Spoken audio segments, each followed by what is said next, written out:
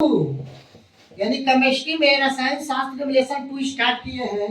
आम्ल भस्म और लवण, आम्ल भस्म और लवण यानी एसिड बेस एंड साल्ट। कोई दिक्कत? आइए जानिए अम्ल क्या है, इसके बारे में जानिए। इसको संक्षेप में हम जानिए।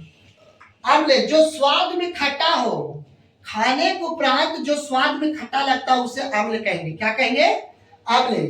जैसे इमली, नींबू, औला, ये स्वाद में यदि खट्टा हो उसे क्या कहेंगे बाबू? अम्ल कहेंगे। अम्ल का दूसरा डिफाइन क्या है बाबू? जिस यौगिक या सूत्र में H प्लस आयन हो, जिस यौगिक या सूत्र में H प्लस आयन हो उसे अम्ल कहेंगे। क्या कहेंगे? अम्ल। जैसे HCl, HNO3, H2SO4 etc। अर्थात HCl को हाइड्रोक्लोरिक अम्ल बोलते हैं, जो पेट की आमाशय से स्रावित होता है, ये भी अम्ल है।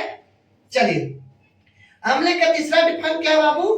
कि यदि अधातु के साथ ऑक्सीजन हो, यदि अधातु के साथ ऑक्सीजन हो उसे अम्ल कहेंगे।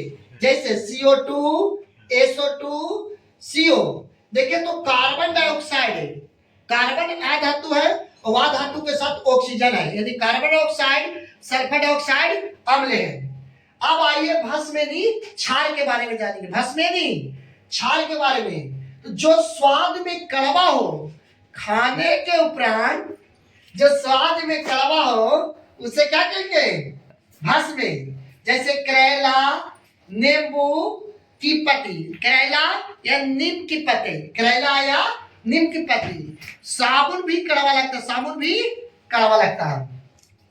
अब भस्म का सेकेंड डिफाइन, जिस यौगिक या सूत्र में OH हो, जिस यौगिक या सूत्र में OH हो उसे भस्म कहते हैं। जैसे sodium hydroxide NaOH, potassium hydroxide KOH, calcium hydroxide CaOH के होल 12, ये भी एक भस्म हो गया।